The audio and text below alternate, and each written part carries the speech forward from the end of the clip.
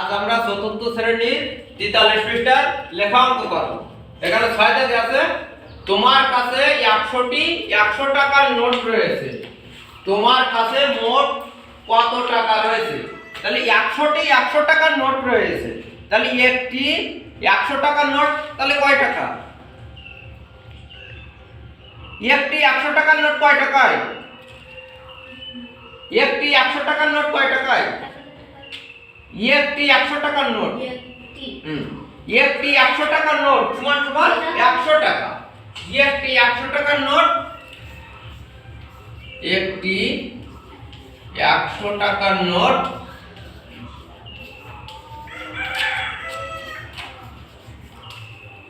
একটি 100 টাকার নোট সমান সমান 100 টাকা। এখানে কতটি বলেছে? 100টি 100 টাকার নোট। অর্থাৎ 100টি 100 টাকার নোট। তাহলে 100 সাথে 100 কি করব আমরা? বেশি আছে, বেশি হলে আমরা কি করব? গুণ করব।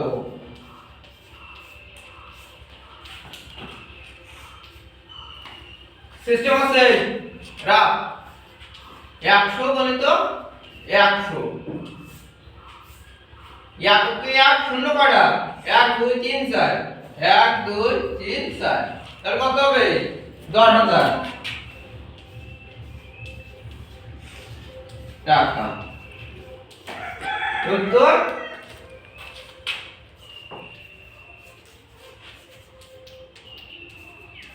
10000 টাকা।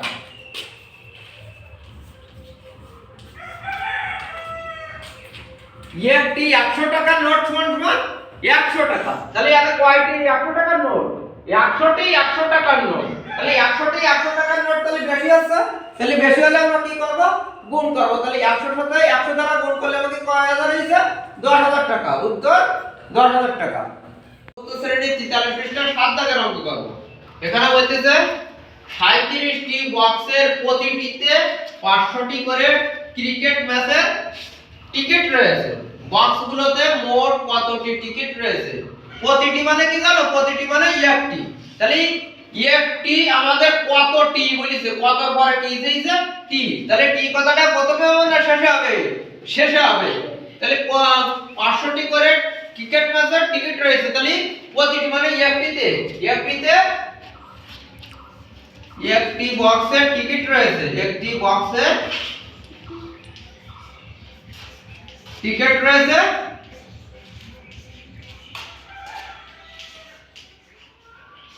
একটি বক্সের টিকিট রয়েছে কয়টা? একটি বক্সের টিকিট রয়েছে 500টি। অর্থাৎ কতটি বক্সের টিকিট রয়েছে? 37টি বক্সে 37টি বক্সে টিকিট রয়েছে। এখানে বেশি আছে না কম আছে? বেশি আছে না কম আছে? বেশি আছে। এখানে কি 37টি বক্সের টিকিট রয়েছে। তাহলে বেশি হলে আমরা কি করব? গুণ করব। 500 গণিত 37 রাখ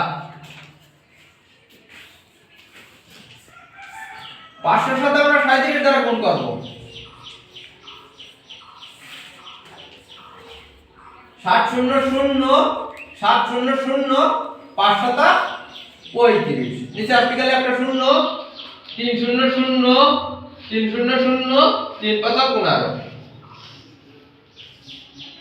0 0 5 5 3 8 1 করতে 18500 টাকা।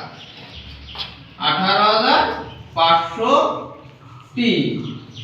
উত্তর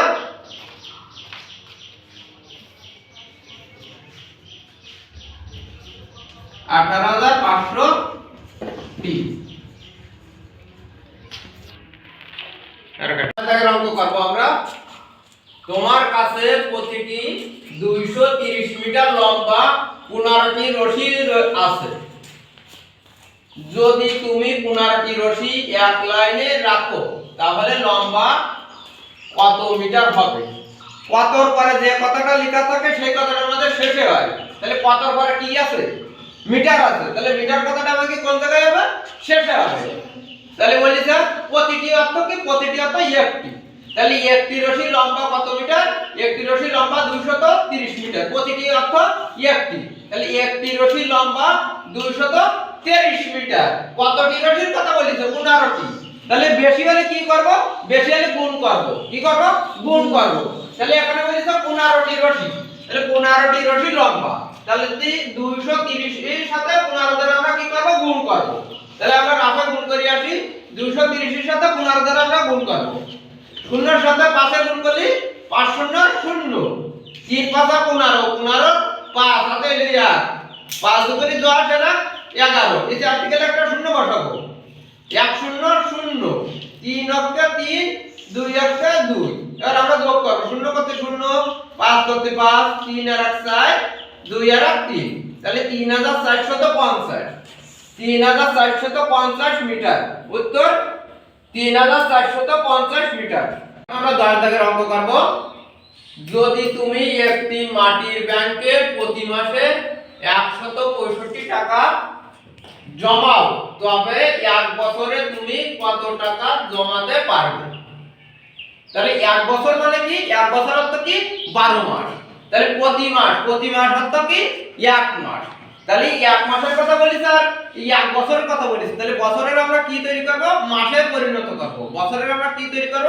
মাসে পরিণত করব। তাহলে প্রতি মাসে মানে কি? 1 মাসে। তাহলে আমরা এখানে কি বছরের প্রথমে আমরা কি তৈরি করব? মাসে পরিণত করব। তাহলে মাসে পরিণত করতে গেলে আমাকে কি করতে হবে? আমরা জানি 1 বছর সমান 12 মাস। এই কথাটা লিখে নিতে হবে। তাহলে আমরা জানি কি 1 বছর সমান 12 মাস। তাহলে 1 মাসে জমা হয় কত টাকা? 1 মাসে জমা হয় 165 টাকা। 1 মাসে জমা হয় 165 টাকা। অর্থাৎ কয় মাসে জমা হয়? 12 মাসে জমা হয়। অর্থাৎ 12 মাসে জমা হয়। তাহলে বেশি আছে। 1 মাসে জমা হয় যদি আছে এই 165 টাকা, তাহলে 12 মাসে জমা হয়, তাহলে বেশি আছে। তাহলে বেশি হলে আমরা কি করব? গুণ করব। তাহলে 1 মাসে জমা হয় 165 টাকা, অর্থাৎ 12 মাসে জমা হয় 165 এর সাথে আমরা 12 দ্বারা গুণ করব। তাহলে গুণটা করে আসি রাফে। 165 গণিত 12, 5 দুগুণে 10, 10 এর 0 হাতে লিয়া, 6 দুগুণে 12 এর 13, 13 3 হাতে লিয়া, 2 এর 2 এর 3। নিচে আর্টিকেলে একটা শূন্য বসাবো। 5 অক্ষে 5, 6 অক্ষে 6, 1 অক্ষে 1। এবার যোগ করব। 0 করতে 0, 5 আর 3 8, 6 আর 3 9, 1 করতে 1। তাহলে 1980, 1980 টাকা। তাহলে উত্তরে কি কতর পরে কি লেখা ছিল? টাকা লেখা ছিল। তাহলে কত টাকা? আমাদের 1980 টাকা। উত্তর 1980 টাকা। আজ আমরা 11 দাগের অঙ্ক করব। এখানে বলেছে সেলিম তার মুরগির খামার থেকে 185টি মুরগি বিক্রয় করলেন। তিনি প্রতিটি মুরগির জন্য 275 টাকা করে পেলেন। সেলিম মুরগি বিক্রয় করে মোট কত টাকা পেলেন? তাহলে প্রতিটি মানে কি? প্রতিটি মানে একটি। তাহলে একটি মুরগি বিক্রয় করে কত টাকা পেলেন? 275 টাকা। অর্থাৎ কতটি এর জায়গায়? 185টি। তাহলে বেশি না কম? বেশি। তাহলে বেশি হলে কি করতে? গুণ করতে হয়। কি করতে হয়? গুণ করতে। তাহলে আমরা কি লিখতে পারি? একটি মুরগির জন্য পেলেন এক সমাধান, একটি মুরগি বিক্রয় করে পেলেন, একটি মুরগি বিক্রয় করে পেলেন, বিক্রয় করে একটি মুরগি বিক্রয় করে পেলেন কত টাকা? 275 টাকা। এখানে কতটি আছে? 185টি। তাহলে 185, তাহলে বেশি হবে। বেশি হলে আমরা গুণ করব। অতএব 185টি মুরগি বিক্রয় করে পেলেন। তাহলে 275 এর সাথে আমরা কত দ্বারা গুণ করব? 185। 185 দ্বারা গুণ করলে আগে রাফে করে আসি।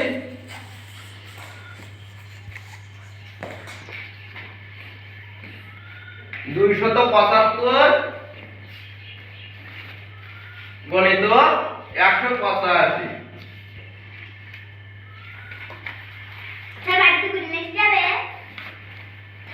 5 পাঁচা 25, 25 5 হাতে হলো 2, 5 পাঁচা 35 আর 2 37, 37 7 হাতে হলো 3, 5 দুগুণে 10 আর 3 11, নিচে আসতে গেলে একটা শূন্য, 5 8টা 40, 40 শূন্য হাতে হলো 4, 7 8টা 56, 56 আছে 60, 60 শূন্য হাতে হলো 6, 8 দুগুণে 16, 16 আর 6 22, নিচে আসতে গেলে দুটো শূন্য, 5 হচ্ছে 5, 7 হচ্ছে 7, 2 হচ্ছে 2, আর যোগ করব, 5 করতে 5, 7 করতে 7, 5 আর 3 8,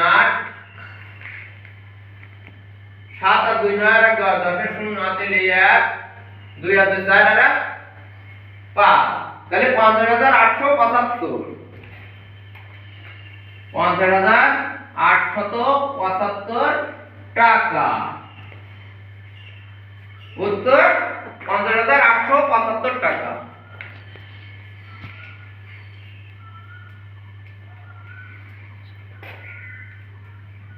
875 টাকা।